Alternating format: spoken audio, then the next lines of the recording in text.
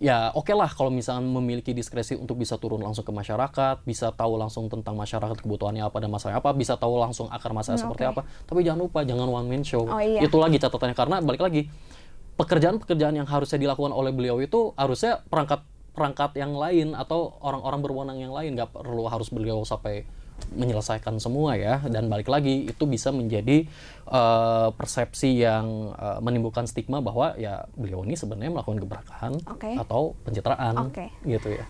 Ya, sejauh ini bisa dikatakan berani dengan berbagai kebijakan yang diambil Deddy Mulyadi. Tapi apakah Deddy Mulyadi ini akan tetap berani tidak kalau menyentuh area yang ya sebut saja milik Prabowo gitu? Karena kan ini tentunya tidak bisa tebang pilih, Kang. Melihat ini seperti apa? Mungkin selama Pak Prabowo mungkin tidak mengintervensi terlalu banyak atau memberikan keleluasan kepada beliau, sebenarnya ya beliau mungkin masih bisa untuk bisa menampilkan taringnya ya. Seorang pemimpin harus mampu profesional ya, baik mau berada di kolam yang sama atau tidak.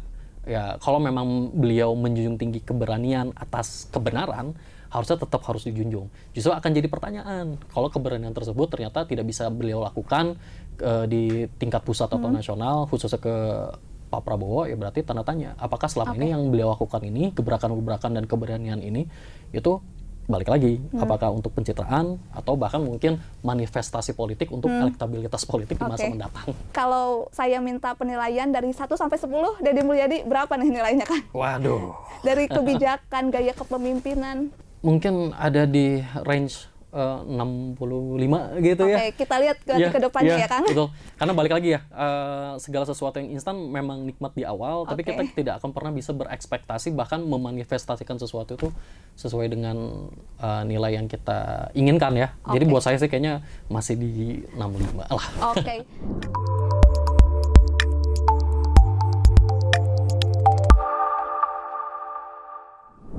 Sampurasun Tribuners, jumpa lagi bersama saya Sartika Harun dalam tajuk Carita Ordal.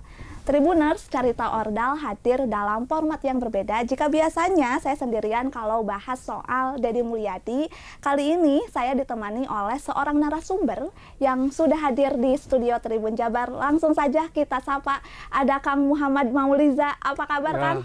Sehat ya? Sehat. Terima kasih sudah datang ke studio, Kang. Ya, hatur nuhun sami-sami. Tribuners, perlu diketahui kalau Kang Mauliza ini merupakan dosen FISIP Universitas Parahyangan gitu. Nah, Kang, seperti yang sudah saya spill di awal, kita bakal bahas soal Deddy Mulyadi. Dan kalau bahas Deddy Mulyadi ini nggak ada ujungnya ya. Iya, betul. Berbagai gebrakan, kebijakan gitu yang kita ketahui bersama. Nah, kalau bicara soal Deddy Mulyadi, beliau ini kan sempat menjadi Bupati Purwakarta ya, Kang. Betul. Kemudian sekarang menjadi gubernur gitu. Dan kalau kita perhatikan di sosial media, Kang, saya kerap kali nemukan warga yang mengaku sebagai warga Purwakarta gitu, yang merasa ada perubahan gitu semenjak dipimpin oleh Deddy Mulyadi. Nah, hal yang sama juga dirasakan oleh warga se-Jawa Barat.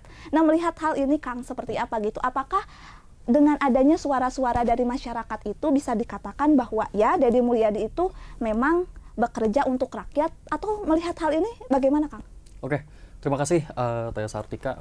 Kalau bicara soal Kang Deddy, memang bicara soal sepak terjang beliau ya. Sebenarnya kalau misal melihat sepak terjang beliau, bahkan kita melihat persepsi dan kepuasan masyarakat Purwakarta, sebenarnya dimulai dari pada saat beliau di DPRD Purwakarta ya. Itu di tahun 1959. Memang dengan sepak terjang beliau, mungkin karena beliau memang asli putra Jabar dan paham banget bagaimana cara menyikapi dan melakukan pendekatan yang baik secara administrasi publik maupun secara politik, yang jadinya mengantarkan persepsi masyarakat yang darinya Purwakarta meluas ke Jawa Barat, jadi ikut mendapatkan apa ya istilahnya citra yang sebenarnya pada akhirnya kita juga belum bisa menyimpulkan ya bahwasannya ini juga belum sampai 1 tahun gitu tapi banyak warga Jawa Barat yang bilang puas, banyak warga Jawa Barat yang menyampaikan bahwa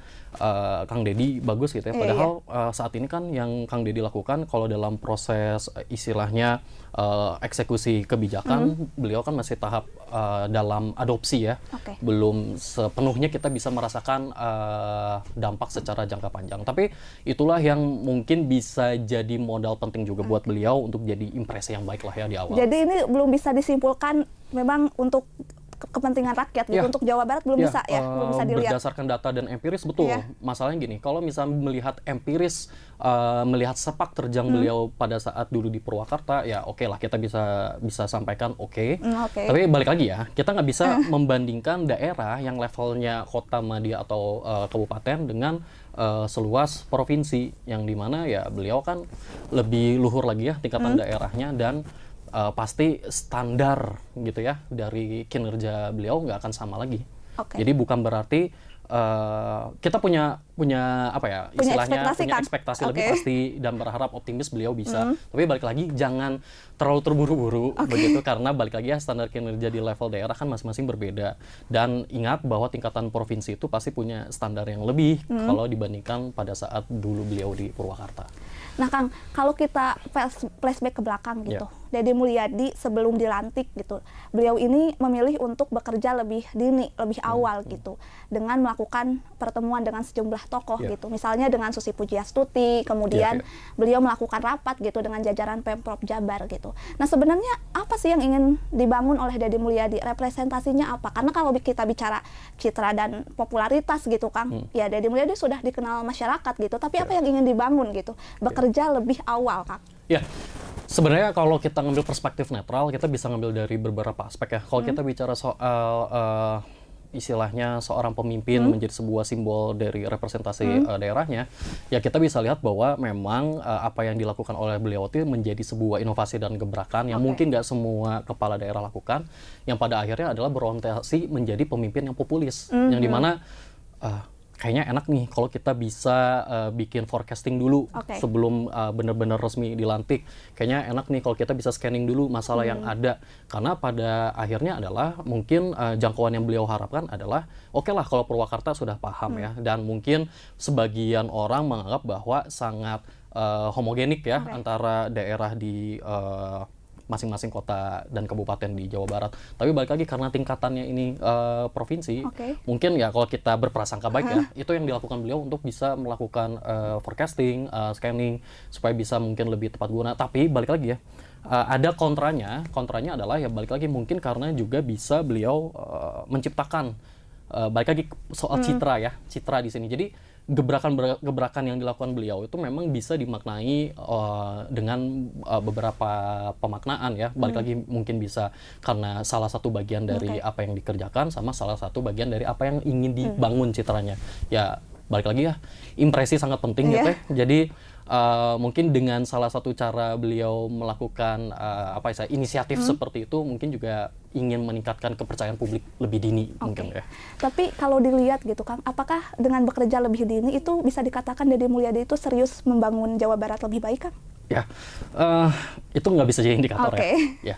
Tapi balik lagi, kalau bicara soal profesionalisme dan formalitas, ya baiknya kan kalau kita bekerja sesuai dengan aturan, sesuai dengan waktu yang sudah disediakan.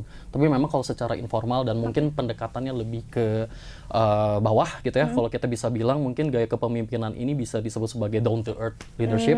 Mungkin ini juga jadi bagian dari down to earth leadership ya, karena kalau kita bicara soal apakah layak nggak sih seseorang sudah istilahnya terlibat lebih dini untuk mempersiapkan sesuatu sebelum dilantik mungkin atau sebelum waktunya. Sebenarnya kan hal itu sebenarnya sudah bisa dilakukan juga pada saat zaman-zaman kampanye atau zaman-zaman sebelum siapapun orangnya ya, nggak cuma Kang Deddy ya, bisa melakukan itu pada saat sebelum mereka-mereka gitu ya, para kepala daerah itu memang belum menginjakan kakinya di pemerintahan. Sebenarnya bisa-bisa aja sih. Kan kalau kita lihat Deddy Mulyadi ini sesaat setelah dilantik 20 Februari kemarin gitu, mengeluarkan kebijakan yang cukup tajam gitu, mengeluarkan perintah dengan memberhentikan seorang kepala sekolah di Depok. Dengan pengambilan keputusan yang demikian gitu, apakah bisa dikatakan bahwa ini sesuatu yang normatif bagi seorang pemimpin? Gitu. Buat saya gini, terlepas ya kalau normatif atau tidak, ya itu mungkin masyarakat sudah bisa menilai lah ya. Tapi yang perlu digarisbawahi, yang mungkin banyak orang belum sadar adalah keputusan-keputusan seperti ini tuh ya benar-benar menjadi sebuah citra otokratis atau otokratik yang dilakukan.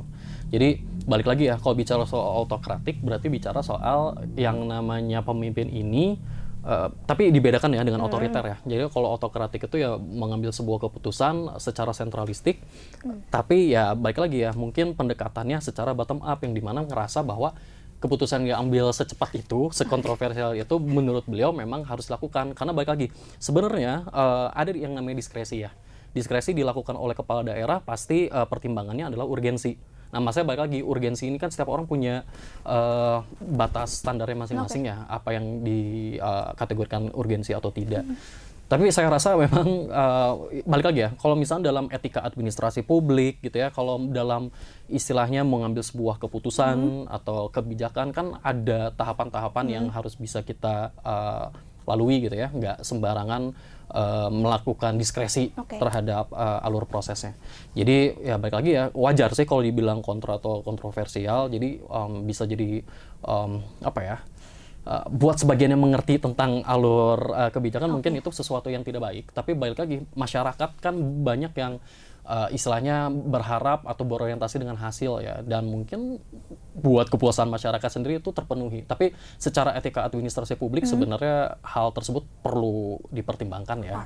Gitu. Kang, kemudian yang saat ini ramai adalah soal dana hibah, Kang. Dana hibah dari Pemprov Jabar untuk yayasan, untuk pesantren gitu, yang mana setelah ditelusuri gitu ternyata ada problem gitu. Nah, Deddy Mulyadi juga menginginkan bahwa ini akan diperbaiki sistemnya, kemudian dana dikelola secara transparan, dan Deddy Mulyadi mengambil kebijakan gitu berupa tepatkah Deddy Mulyadi menyetop gitu dan memangkas dana hibah gitu? Ya, memang fenomenanya sangat menarik ya tentang persoalan ini.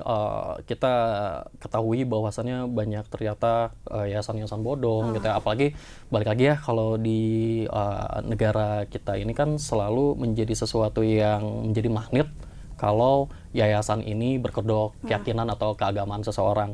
Karena yang terjadi kan selama ini kan seperti itu, dan itu yang menjadi alasan kenapa beliau melakukan itu. Tapi balik lagi, ini perlu perumusan yang matang gitu ya, formulasi yang matang. Jadi perlu banyak pertimbangan, karena balik lagi, kalau bicara soal menyusun sebuah keputusan dan kebijakan itu kan banyak tahapan ya, dan membutuhkan proses yang berbasis data. Kalau beliau melihat basis datanya berdasarkan apa yang didapatkan dari masyarakat, atau kita bisa ambil dari perspektif bottom up gitu ya, harusnya kalau bicara yang skalanya besar seperti ini, karena ini kan akan menjadi sebuah keputusan baru dan kebijakan baru ya, harusnya bisa melihat lebih holistik lagi, nggak gegabah gitu ya, nggak seperti yang selama ini beliau selalu melakukan keputusan-keputusan atau kebijakan-kebijakan yang spontan. Dan balik lagi, saya rasa pun juga dalam prosesnya, Kang Deddy ini cukup one man show ya. Kalau saya perhatikan, jadi saya juga sebenarnya sampai saat ini masih penasaran gitu, apa yang bisa diberikan gitu ya oleh wakilnya, Kang Erwan. Selama ini pun juga mungkin Kang Deddy dalam memutuskan keputusan-keputusan yang cepat ini, beliau ini one man show yang pada akhirnya adalah ya balik lagi ya, semua stakeholders perlu dilibatkan gitu ya. Semua pemangku kepentingan perlu dilibatkan. Jadi gak cuma one man show dalam perspektif istilahnya peran bersama dengan wakilnya gitu ya. Tapi kan banyak pemangku kepentingan yang berhubungan sama perihal permasalahan dana hibah ini gitu, yang seharusnya perlu banyak pertimbangan ya. Karena balik lagi, ingat bahwa yang dilakukan sama beliau ini ya, dari apa yang sudah kita amati, balik lagi ya, keputusan dan kebijakan beliau ini jadinya kayak seakan-akan lebih ke viral based policy. Semua yang dilakukan sama beliau, diputuskan dan dibuatkan rumusan kebijakannya oleh beliau, dieksekusi kebijakan oleh beliau itu jadinya hanya karena semata-mata berbasis viral. Karena tahu bahwa viral itu jeda waktunya nggak lama, mungkin itu yang menjadi momentum buat beliau untuk bisa bergerak cepat. Mungkin di satu sisi prasangka kurang baiknya seperti itu ya, tapi mungkin prasangka baiknya adalah beliau memang mungkin dari sepak terjang beliau menjadi eksekutif dulu di Purwakarta, memang gayanya cepat ya. Kalau prasangka baiknya begitu. Tapi kalau gitu ya, sat betul. Tapi kalau prasangka kurang baiknya ya balik lagi ya dengan alasan tersebut gitu. Kang tadi kan disinggung bahwa Deddy Mulyadi ini kelihatannya kerja sendirian gitu, kemana wakilnya gitu. Tapi kalau kita perhatikan lagi, banyak sekarang akhir-akhir ini kebijakan Deddy Mulyadi ini menuai penolakan gitu di masyarakat. Kayak wisuda gitu. Kemudian update-nya adalah Menteri Pendidikan Dasar Menengah gitu. Sebenarnya wisuda boleh-boleh saja gitu. Selama orang tuanya setuju dan mampu melihat ini. Kalau di Jawa Barat kan ini dilarang, Kang. Ini gimana, Kang? Oke. Balik lagi ya, pasti akan ada plus minus di dalamnya. Lalu karena gini, kalau kita amati selama apa yang dilakukan sama beliau ini memang di balik kontroversialnya, beliau ini sangat menjunjung ke aspek keadilan ya, ketimbang kesetaraan. Ketika kan saat ini dunia modern kita kan lebih ke kesetaraan ya. Kalau beliau ini melihat di aspek keadilan yang dirasa oleh beliau bahwa ketika perpisahan ini atau wisuda ini diberlangsungkan dan secara pengalaman dan yang telah terjadi ternyata tidak memberikan dampak yang baik karena memberikan dampak sosial kepada keluarga tertentu gitu yang tidak mampu khususnya, yang membuat beliau gitu ya secara cepat menganggap bahwa perlunya untuk penarikan kegiatan seremonial yang tidak perlu, yang menurut beliau tidak perlu. Tapi kan buat sebagian orang itu perlu ya, karena ya balik lagi ya. Tapi memang ada statement yang menarik yang beliau sampaikan bahwa ya memang cuma di Indonesia aja sih ada wisuda ada di tiap sekolah ya, karena di negara lain nggak ada. Cuman balik lagi soal kebijakan tersebut ya sebenarnya kalau balik lagi ya, jangan terburu-buru. Kalau misalnya ternyata sudah ada update pun juga dari pusat, ya baiknya sih Kang Deddy sebagai representasi dari daerah ya bisa berkoordinasi, walaupun balik lagi ya gubernur punya hak dan punya otoritas juga untuk bisa membuat keputusan yang berbeda dengan daerah yang lain. Tapi mungkin jangan terburu-buru deh. Kalau misalnya memang ternyata apapun nanti jawabannya, ya intinya adalah tolong bisa balik lagi, jangan one man show. Jadi balik lagi perlu untuk bisa mengajak banyak pemangku kepentingan gitu ya dalam hal tersebut. Tadi kan disinggung artinya kebijakan yang diambil gitu tidak terburu-buru gitu. Betul. Artinya bisa dikatakan bahwa kebijakan Deddy Mulyadi ini menuai pro kontra gitu, adanya penolakan gitu. Itu seperti apa, Kang? Ya. Jadi balik lagi ya, pro kontra di sini berarti ada sebagian orang yang merasa bahwa segala sesuatu butuh satset. Ada yang sebagian orang segala sesuatu butuh perhitungan matang. Banyak beberapa pendapat para tokoh ya, kemarin juga sempat ada debat dengan ini ya, pembahasan bukan debat dengan putra dari Indramayu, Kang Tony gitu ya. Jadi Kang Tony kan sempat membahas tentang bahwa gebrakan yang satset ini sebenarnya tuh beneran gebrakan memberikan solusi atau cuma pencitraan aja. Tapi balik lagi, cepat atau tidaknya mungkin kan basisnya adalah bahwa yang namanya nilai publik itu nggak bisa ditunggu lama-lama ya. Yang namanya nilai publik itu ya selama kita bisa mewujudkan lebih cepat lebih baik, apalagi kalau orientasinya melayani masyarakat. Tapi masalahnya balik lagi, kalau bicara soal pencitraan itu sendiri ya bisa jadi pencitraan ya, karena merasa bahwa saat ini orang butuh cepat, apalagi di era digitalisasi dan personalisasi saat ini kan masyarakat serba instan ya. Mungkin yang mengubah budaya dan sosial masyarakat kita di sini segala sesuatu butuh cepat. Padahal balik lagi ya, ngomong-ngomong soal cepat belum tentu bisa memecah masalah sesuai dengan akarnya.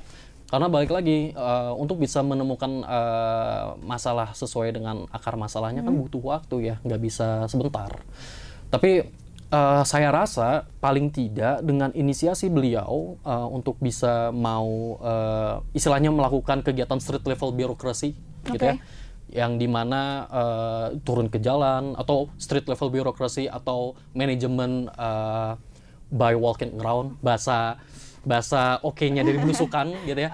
Yang beliau lakukan ini memang menjadi salah satu fondasi sih untuk bisa mengetahui akar masalahnya seperti apa. Karena selama ini memang yang menjadi ini ya, apa istilahnya penyakit atau istilahnya virus di sebuah pemerintahan atau di alur birokrasi adalah ketika visi pemimpin tidak bisa memberikan solusi kepada masyarakat. Dan kenapa? Ya biasanya memang berada di perangkat daerahnya yang mungkin tidak bisa maksimal. Maka dari itu ya oke lah kalau misalnya memiliki diskresi untuk bisa turun langsung ke masyarakat, bisa tahu langsung tentang masyarakat kebutuhannya apa dan masalahnya apa, bisa tahu langsung akar masalah seperti apa. Tapi jangan lupa, jangan one man show. Itu lagi catatannya, karena balik lagi, pekerjaan-pekerjaan yang harusnya dilakukan oleh beliau itu harusnya perangkat yang lain atau orang-orang berwenang yang lain, nggak perlu harus beliau sampai menyelesaikan semua ya. Dan balik lagi, itu bisa menjadi persepsi yang menimbulkan stigma bahwa ya beliau ini sebenarnya melakukan gebrakan atau pencitraan gitu ya. Tapi kan ini kan belum 100 hari kerja ya, ya Deddy Mulyadi. Tapi sejauh ini Kang menimbulkan kesan Deddy Mulyadi efek gitu, yang mana apapun kebijakan yang diambil itu tidak hanya disorot oleh warga Jabar saja, tapi luar Jawa Barat pun demikian gitu ya. Yang mana warga luar Jawa Barat tuh berharap gitu pemimpin dalam hal ini gubernurnya melakukan tindakan yang sama dengan Deddy Mulyadi. Jawa Barat saja bisa gitu. Provinsi lain gimana gitu? Melihat hal ini seperti apa, Kang? Apakah Deddy Mulyadi bisa dikatakan pemimpin ideal yang dibutuhkan masyarakat, atau balik lagi itu hanya pencitraan? Balik lagi, bicara soal pencitraan sebenarnya sifatnya netral ya Teh. Balik lagi, sebenarnya siapapun dari kita sebenarnya, apalagi di era digitalisasi ini, kayaknya nggak harus kepala daerah sih, bahkan masyarakat di level terbawah sekalipun juga kayaknya udah butuh pencitraan ya. Jadi kalau saya sih ngerasa bahwa menilai dari pencitraan di sini, kalau melihat dari perspektif istilahnya teori konstruksi sosial, memang pencitraan ini nggak bisa terlepas dari seseorang gitu ya. Nah, balik lagi, pencitraan ini bisa baik, pencitraan ini bisa buruk ya, tergantung si orang yang memiliki citranya atau masyarakat yang menjadi komunikan atau penerima dari istilahnya pesan dari citranya Deddy Mulyadi ini. Nah, balik lagi, apakah ini berarti pertanyaan adalah bukan inikah pencitraan atau enggak ya? Apakah ini pencitraan yang baik atau yang buruk gitu ya? Kalau misalnya kita ngerasa bahwa ini pencitraan yang baik, ya mungkin bisa jadi inspirasi buat beberapa kepala daerah di luar sana gitu ya. Kalau menjadi inspirasi dan motivasi itu sebenarnya hal yang baik ya. Terlepas kita nggak pernah tahu apakah sebelum 100 hari kerja ini dampaknya seperti apa gitu kan. Masanya balik lagi ya, fenomena kita saat ini adalah karena masifnya teknologi mendorong kita serba instan, apa-apa pengennya instan, padahal ya balik lagi, yang kita butuhkan untuk Indonesia adalah jangka panjang gitu ya. Kalau secara jangka pendek mungkin bagus dan bisa jadi inspirasi buat kepala daerah yang lain yang tadi disampaikan oleh Teh Sartika mengenai Mulyadi Effect gitu ya. Nah, balik lagi, Mulyadi Effect ini apakah baik atau tidak gitu ya, terlepas ini sebuah pencitraan atau tidak, kembali lagi, memang Mulyadi Effect ini istilahnya menjadi benchmark ya. Mungkin kita prasangka baiknya bisa jadi benchmark buat kepala daerah yang lain, buat masyarakat yang lain, karena pada akhirnya adalah segala sesuatu yang baik itu bisa terukur. Dan mungkin plusnya beliau ini adalah ketika beliau ini punya saluran media sosial ya. Beliau tuh sepengetahuan saya sudah memulai membangun media sosialnya itu dari tahun 2017, di salah satunya YouTube. Nah, mungkin yang menjadikan gitu ya kepala daerah lain itu, bahkan masyarakatnya, mendapatkan Deddy Mulyadi Effect ya karena apa? Karena yang selama ini mungkin mereka idealkan itu, mereka terima informasinya dari kanal media sosialnya beliau kan. Tapi balik lagi, masalahnya adalah kalau bicara soal media kan kita nggak tahu ya itu netral atau enggak. Apakah itu memang balik lagi ya, kalau prasangka buruk kan ada beberapa orang yang menganggap bahwa ya bisa jadi istilahnya kanal-kanal tersebut atau media sosial beliau tersebut ya settingan mungkin gitu ya. Tapi di balik itu semua paling tidak jadi inspirasi sih buat daerah lain ya, khususnya buat daerah-daerah yang saya rasa mereka sangat mengeluhkan Kang Deddy ya. Buat saya sebenarnya balik lagi, kalau bicara soal keadilan, nggak semuanya daerah itu homogenik, pasti punya heterogenitasnya masing-masing. Jadi balik lagi, masyarakat adalah cerminan pemimpinnya, lalu kebutuhan masyarakat juga adalah perwujudan cerminan dari kebijakan pemimpinnya. Jadi sebenarnya kalau jadi inspirasi oke lah ya, atau kalau dibilang pencitraan untuk menciptakan motivasi oke lah ya. Tapi balik lagi, nggak selamanya plek-ketiplek Jawa Barat itu sama dengan daerah lain gitu ya. Tapi kalau dijadikan benchmark ya boleh lah ya. Kang tadi disinggung soal Deddy Mulyadi ya cukup masif lah di media sosial gitu. Melihat pemimpin yang sangat aktif gitu di media sosial, ada penilaian dari publik yang mengatakan bahwa ini Deddy Mulyadi butuh validasi, narsis. Nah, melihat itu seperti apa, Kak? Ya, beliau ya sebenarnya kalau memang dalam dunia era digitalisasi harus kuat malu ya, harus berani narsis ya. Cuma memang pada akhirnya adalah ya balik lagi, justru penciptaan beliau menggunakan media sosial tersebut ya balik lagi ya, dibalik mungkin mencari validasi dan lain sebagainya, bisa jadi wadah untuk mewujudkan nilai-nilai publik sebenarnya. Kayak contoh misalkan di era digitalisasi ini, sebenarnya gini teh, apa yang dilakukan oleh Kang Deddy ini sebenarnya sudah dilakukan juga mungkin oleh pemimpin-pemimpin di luar sana ya, di luar Indonesia sebelumnya. Mungkin kayak Perdana Menteri Finlandia, Sanna Marin, dan beberapa, kalau nggak salah juga ada Perdana Menteri Inggris gitu yang melakukan yang sama dengan membuat media sosial untuk jadi wadah penciptaan nilai publik gitu ya. Untuk apa memang nilai publiknya, nilai publik yang mana gitu ya. Nah, memang yang dirasa dengan penciptaan media sosial yang dibuat oleh pemimpin ini bisa mewujudkan beberapa nilai publik, diantaranya nilai partisipasi publik. Di sana bisa menciptakan masyarakat yang bisa berkomunikasi dengan pemimpinnya melalui kolom komentar di media sosial gitu ya. Sebenarnya oke lah ya kalau misalnya kita melihat ada penciptaan nilai publik di sana. Lalu nilai publik yang lain itu seperti apa? Nilai publik demokratis atau demokrasi. Pada akhirnya adalah di era digital di sini kan kita udah ada di fase atau paradigma demokrasi digital. Dan perwujudan dari media sosial yang digunakan oleh kepala daerah atau pemimpin, khususnya Kang Deddy ini ya menjadi sarana demokrasi digital gitu ya. Lalu juga jadi wadah buat nilai transparansi dan keterbukaan. Jadi sebenarnya kalau kita ngambil dari sisi perspektif positifnya oke sih ya. Tapi balik lagi, kalau dalam perspektif kurang oke-nya, ya memang akan jadi menimbulkan stigma di masyarakat bahwa beliau memang pemimpin yang narsis gitu ya, pemimpin yang haus validasi ya, yang dimana itu akan mengurangi wibawa pemimpin ya. Jadi balik lagi, memang balik lagi ya, kata kuncinya adalah instan. Bisa jadi memang di beberapa tahun kebelakang beliau menggunakan pola-pola, kan ini polanya sama ya dari zaman beliau, dari zaman Purwakarta sampai Jawa Barat kan polanya masih digunakan dengan gaya yang sama, gaya pendekatan media sosial atau media digital yang sama. Khawatirnya justru akan jadi bumerang buat beliau, karena balik lagi sesuatu yang instan itu secara apa ya, secara teori kebutuhan akan mengakibatkan juga lambat laun masyarakat menjadi bosan gitu. Jadi bisa jadi bumerang sih sebenarnya buat beliau ya, dengan beliau haus validasi, dengan beliau narsistik mungkin ya, ada orang yang sampai bilang bahwa beliau tuh ada sindrom narsistik atau segala. Tapi terlepas dari itu semua, kita bicara soal itu bisa jadi bumerang buat beliau karena balik lagi inovasi kan terbentuk, atau penemuan baru atau invention itu terbentuk dari sesuatu pola yang tidak sama. Sedangkan beliau kan menggunakan pola yang sama, walaupun sampai saat ini masih digemari oleh masyarakat ya. Gitu. Kemudian kan tadi menyinggung soal sosial media. Kita patut akui lah Deddy Mulyadi ini cukup menonjol gitu di YouTube utamanya gitu. Kalau ada pandangan yang mengatakan bahwa gubernur rasa YouTuber, gubernur rasa konten kreator, itu seperti apa gitu. Dan tidak jauh berbeda dengan konten yang dibuat oleh Deddy Mulyadi ini seperti termehek-mehek gitu. Reality show, ada kesan harunya, kesan marahnya. Melihat ini seperti apa?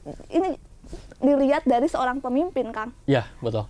Jadi kalau dalam teori kepemimpinan kontemporer ada yang disebut dengan prosumer leader. Prosumer itu singkatan dari producer and consumer. Jadi memang dalam dunia digitalisasi saat ini memang ada kategori yang disebut dengan prosumer leader, di mana ketika pemimpin nggak cuma jadi konsumen dari media digital, tapi pemimpin juga jadi produsen atau jadi sutradaranya lah. Jadi sebenarnya secara nggak langsung beliau ya jadi sutradara reality show gitu double job ya. Ya, double job jadinya.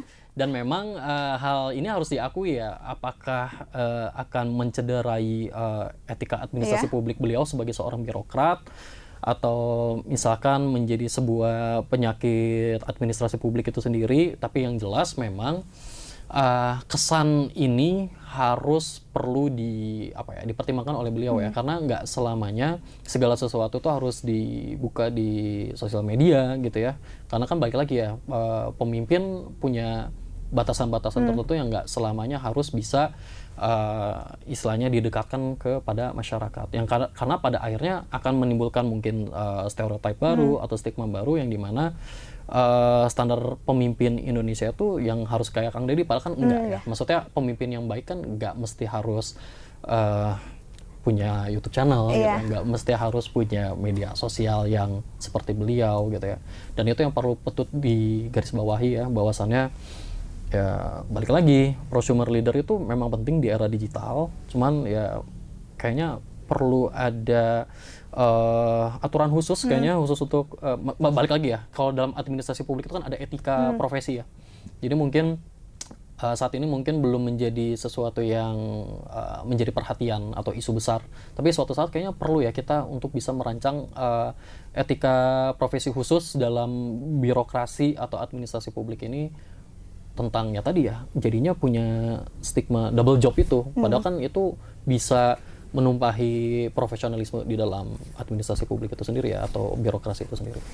Kemudian kan yang juga tidak bisa dilepaskan dari Deddy Mulyadi ini adalah pemimpin yang sangat menjunjung tinggi budaya Sunda dan kepemimpinan yang sangat berbasis lokal gitu. Apakah dua hal tersebut bisa dikatakan sebuah keberhasilan bagi Deddy Mulyadi karena pemimpin yang dekat dengan masyarakat gitu, relate di masyarakat gitu kan? Ya, nah balik lagi Indonesia itu tidak bisa disamaratakan. Jadi kalau secara spesifik bicara soal relate-kah dengan masyarakat Indonesia, belum tentu. Tapi apakah relate dengan masyarakat Jawa Barat saat ini? Bisa ya, bisa enggak gitu ya. Jadi balik lagi, kalau buat bangsa Indonesia sendiri atau masyarakat Indonesia sendiri yang tadi kena Kang Deddy Mulyadi effect, mereka tuh nggak tahu sebenarnya situasi dan kondisi Jawa Barat dan situasi di daerahnya mereka kan nggak sama. Kebutuhan akan gaya kepemimpinan, sosok kepemimpinan juga kan nggak sama gitu ya, karena tadi Kang Deddy Mulyadi effect yang mengakibatkan pada akhirnya Kang Deddy ini gitu ya, yang sangat dekat dengan masyarakat, khususnya mungkin di Jawa Barat, mungkin itu menjadi pendekatan yang pas gitu ya. Dan mungkin belum tentu bisa dilakukan di daerah lain, atau bahkan mungkin suatu saat kalau beliau berniat untuk ke level yang lebih tinggi gitu ya di nasional, juga belum tentu bisa menggunakan pola yang sama. Tapi kalau bisa bicara soal Jawa Barat, mendekatkan dengan masyarakat Jawa Barat itu sendiri, memang sampai saat ini walaupun belum 100 hari kerja, memang kayaknya orang Sunda memang cocok dengan pendekatan beliau untuk sementara ini ya, walaupun nggak semua dari kita juga istilahnya mendeklarasi atau melegitimasi puas gitu ya, tapi memang secara legitimasi sosial masyarakat Sunda kebanyakan memang sangat memiliki preferensi yang tinggi dengan pemimpin yang sama-sama berasal dari suku yang sama gitu ya. Dalam hal ini kan Kang Deddy putra Jawa Barat gitu ya, yang jadi representasi dari Jawa Barat. Karena kalau saya boleh sampaikan secara ini ya, secara ilmu gitu, ya orang Sunda tuh cukup bangga sama kesundaannya gitu ya, yang bisa dibilang secara netral gitu. Jawa Barat itu sangat etnosentris gitu, yang dimana ketika punya cerminan pemimpin yang sangat Sunda banget, ya itulah preferensi masyarakat Jawa Barat ya, terbukti karena beliau juga sekarang jadi gubernur Jawa Barat gitu ya. Tapi ya balik lagi dengan prinsip beliau kan sangat mengagungkan ini ya, kebudayaan Sundanya gitu ya. Kalau ya ibaratnya silih asa silih asuh, sabi lulungan dan lain sebagainya menjadi sebuah modal penting buat beliau untuk bisa dekat masyarakat, itu oke gitu ya. Tapi balik lagi kita perlu pantau lebih jauh, karena secara dampak jangka pendek mungkin oke gitu ya, tapi kalau untuk jangka panjang kan kita belum bisa menilai ya gitu ya. Tapi Kang, tadi kalau saya nanya nih Kang, setuju gak Deddy Mulyadi ini dinilai sebagai pemimpin yang dominan dan mencolok di antara gubernur lainnya sejauh ini? Ya, dominan sih mungkin tidak juga ya, tapi kalau misalkan mencolok ya, mencolok di sini adalah karena mungkin dari sebagian banyak kepala daerah yang ada, ya balik lagi ya, yang membedakan beliau dari kepala daerah yang lain adalah beliau itu sangat otokratis atau otokratik, yang dimana ya itu yang menjadi pembeda dan mencolok gitu ya. Dan balik lagi, mencolok di sini kan kita nggak bisa nilai baik atau buruk ya, maksudnya secara netral ya otokratik. Tinggal balik lagi si otokratik ini bisa membawa sosok Deddy Mulyadi ini positif atau negatif. Nah itu balik lagi bagaimana nanti kita bisa menerima hasilnya secara jangka panjang. Oke. Kang, kalau bicara soal Deddy Mulyadi, ada pendapat yang bilang bahwa Deddy Mulyadi ini pemimpin yang terlalu berani. Itu seperti apa, Kang? Memang kalau jadi pemimpin harus jadi pembeda. Memang harus jadi orang yang berani, ya. Itu memang jadi salah satu kunci untuk jadi seorang pemimpin. Apalagi perbedaan-perbedaan atau pembeda beliau ini, keberaniannya adalah ngebawa sesuatu inovasi yang mungkin belum dibawa sama Gubernur Jawa Barat sebelumnya. Tapi ya balik lagi ya, segala sesuatu kan ada etikanya ya, balik lagi. Kadang-kala kita berani kan nggak mesti harus menjadi orang yang terlihat sok berani juga ya. Jadi ada etika-etika yang mungkin Kang Deddy harus tetap jaga gitu ya. Karena balik lagi gaya komunikasi yang baik kan nggak selamanya semua masyarakat bisa terima. Jadi sebagai pemimpin yang arif dan bijaksana, baiknya memang pendekatan yang beliau lakukan ini harus bisa sesuai dengan segmentase masyarakatnya gitu ya. Karena balik lagi ya, masyarakat Jawa Barat kan sangat heterogen juga ya, nggak dari berbagai kalangan, dari berbagai suku, ras dan agama. Nah pendekatan beliau ini yang berani seperti ini juga harus punya etika dan menghargai lah ya. Dan bisa dibilang keberanian ini juga harus bisa dijaga dan dibentuk secara inklusif. Jangan sampai keberanian ini bahkan merusak inklusivitas yang ada di Jawa Barat gitu ya. Iya. Tapi kan kalau ya sejauh ini bisa dikatakan berani dengan berbagai kebijakan yang diambil Deddy Mulyadi. Tapi apakah Deddy Mulyadi ini akan tetap berani tidak kalau menyentuh area yang ya sebut saja milik Prabowo gitu? Karena kan ini tentunya tidak bisa tebang pilih, Kang. Melihat ini seperti apa? Kalau melihat dari fenomenanya, ya balik lagi ya, kan beliau berada di istilahnya kolam yang sama ya sama Pak Presiden kita ya. Jadi bagus banget pembahasan ini, bahwasannya gimana nih keberanian beliau ini, apakah akan bisa dibawa ke beliau gitu atau ke tingkat nasional. Mungkin selama Pak Prabowo mungkin tidak mengintervensi terlalu banyak atau memberikan keleluasan kepada beliau, sebenarnya ya beliau mungkin masih bisa untuk bisa menampilkan taringnya ya. Tapi ya balik lagi, ya yang namanya juga loyalis ya. Barangkali beliau seorang loyalis. Kalau misalnya ternyata beliau seorang loyalis, ya berarti beliau hanya berani ke yang di luar dari lingkungannya Pak Prabowo ya. Jadi kayaknya dengan Pak Prabowo, kalau ternyata beliau seorang loyalis, kayaknya nggak berani. Tapi mungkin kita bisa ngambil titik tengah kalau pada akhirnya seorang pemimpin harus profesional ya, baik mau berada di kolam yang sama atau tidak.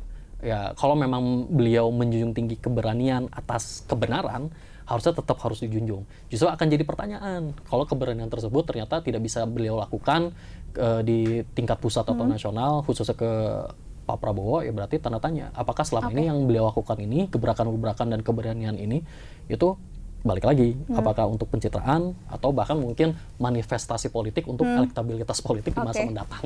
Gitu. Artinya ini kebijakan Deddy Mulyadi patut kita kawal karena belum 100 hari. Betul. Gitu. Tapi sejauh pandangan Kang Maul, apakah ada optimisme Jawa Barat 5 tahun di tangan Deddy Mulyadi, ada perubahan? Ya, kalau berdasarkan dari visi misi yang diangkat beliau dari zaman beliau kemarin, istilahnya jadi kandidat gitu ya, jadi calon gubernur sampai pada akhirnya sekarang, memang kalau secara strategis visi misi beliau ini ya. Kita bisa sampaikan bahwa beliau ini datang gitu ya, atau hadir menjadi pemimpin di era digital yang berusaha untuk bisa techno-savvy juga melalui kanal YouTube dan lain sebagainya. Lalu beliau juga sangat identik dengan kebudayaan Sundanya yang kita bisa bilang bahwa beliau tuh sangat mengedepankan kepemimpinan adat, atau bahasa teoritisnya indigenous gitu ya. Dan beliau juga sangat mengedepankan visi misi yang berhubungan dengan eco leadership atau green campaign, green policy. Saya rasa kalau bicara soal ranah strategis, ya bagus gitu ya, Teh ya. Tapi balik lagi masalah eksekusinya nih. Yang menjadi PR buat beliau adalah, kalau misalkan beliau mungkin sebagai kepala daerah punya otoritas, punya diskresi, menjadi seorang yang one man show. Nah itu justru yang bisa jadi bumerang buat beliau. Percuma punya visi misi yang bagus, visi misi yang jelas, kalau pada akhirnya praktiknya tidak melibatkan banyak pemangku kepentingan. Karena balik lagi ya, Indonesia kan negara yang sangat desentralistik.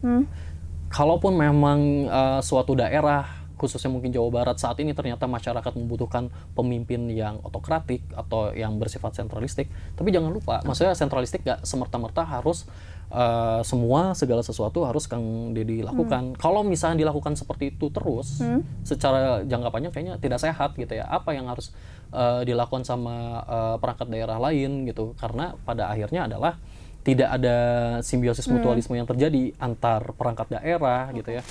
Yang pada akhirnya ingat bahwa Jawa Barat itu nggak cuma punya Kang Deddy doang ya. Artinya Deddy Mulyadi perlu kerja bersama ya Kang, demi Jawa Barat yang lebih baik.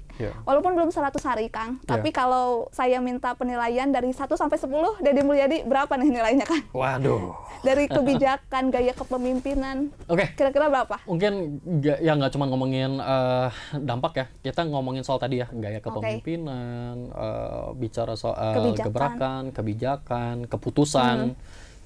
Mungkin ada di range 65 gitu ya. Oke, kita lihat ke depannya ya Kang. Betul. Karena balik lagi ya, segala sesuatu yang instan memang nikmat di awal, tapi kita tidak akan pernah bisa berekspektasi bahkan memanifestasikan sesuatu itu sesuai dengan nilai yang kita inginkan ya. Jadi buat saya sih kayaknya masih di 65 lah. Kang Maul, terima kasih banyak atas waktunya sudah ngobrol-ngobrol bareng.